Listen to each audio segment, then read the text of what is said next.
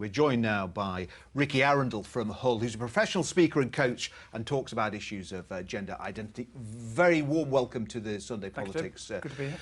Today, Rikki. Does Theresa May deserve some credit for breaking down barriers? I'm not a fan of Theresa May. I read the article she wrote the other day and I thought, oh, actually, that was very positive. So she has been extremely positive on that. And come on, the LGBT community is going to take what we can get. So the whole research that was done last year, 108,000 people interviewed, the biggest research ever. That was good. And the commitment to put a campaign together was great. Just not enough money coming behind it, is it? I saw there was about 4.5 million. There are about 3.5 million LGBT people, so I figured we're about £1.25 each. We're getting it's, and that's the problem. It's just, not enough being done. Do we need more trans people in particular in positions of public life? There are no trans MPs, nobody at that kind of level. No, I mean we've had Cambridge has had a trans mayor. There have been one or two people have stood. It's very difficult. This is the problem with democracy, isn't it? That if the people have a problem with you, then you may not get elected. And unfortunately, in the past couple of years, we've seen a huge rise in hate crime and hate incidents against trans people, and online vitriol. I mean, I saw there's people standing outside a Stonewall conference. Objecting to the fact that they're supporting parents who want to look after their kids who are trans. What is fueling that? I think there's a combination of things. That when I transitioned back, it was 2002 now, I wasn't aware of this whole radical feminist thing, and I suddenly found I was in a class at university doing a master's degree with radical feminists, and we had some pretty lively arguments about that. I got refused admission to a International Women's Day event on the grounds that I wasn't born a woman, and they've decided to only have born women there. So within the LGBT community, suddenly I was seeing this tension between radical feminists and trans people. And part of that, I think, is the fact that we're not tackling the issue about people who identify as non-binary. So there is no option. You're born male and you feel uncomfortable, so you've got to go all the way across to become female. And then everybody objects because you're now presenting a stereotypical image of a woman, and therefore you're undermining women's rights by making this a stereotypical. So let's have somewhere in the middle.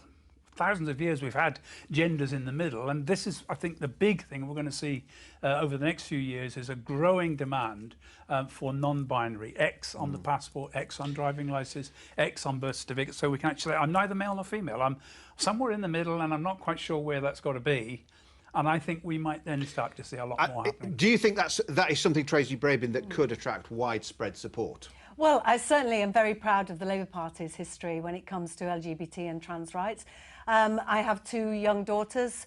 Their friends, my youngest has two friends who are trans, my eldest has a friend who's non-binary, and I do think this is going to become much more normal and acceptable. But I think there are challenges along the way. Certainly for my youngest friend's friend, when he goes to the bathroom, people think he's doing drugs because he wants to use a stall because he's not completely transitioned, and they look at him in a particular way. There's no sanitary products in men's toilets. There are things that we can look at, and certainly there's more work to do. And I think you're a great advocate, but I would say just on getting into politics, there's that phrase, if you don't see it, you can't be it. And I'm very proud that in the arts there's been writers and producers who've put trans stories right at the centre of their projects and dramas, so that we can get those stories told, not just for LGBT, but trans actors at the centre. We were saying in the makeup chair, I was saying, please do stand for council, because if you don't stand, we won't get more, an opportunity to get trans people into Parliament. There was a poll out recently, Craig Whittaker, which showed that 13% of Conservative voters, only 13% of Conservative voters, agreed with proposed changes to the way transgender people can legally change their gender. Is that going to be a big challenge for the government? The fact that amongst your own supporters there is so little support for change? Well, I think it's a challenge generally right across society. I mean, I'm sure the conversation we were having earlier was, how things were very different 10 years ago, 5 years ago, and how, education is a big thing. I've been in a school this morning and I spoke to some people from our community in Todmorden on Saturday who were very, very concerned about LGBT topics being discussed to 5-year-olds in school.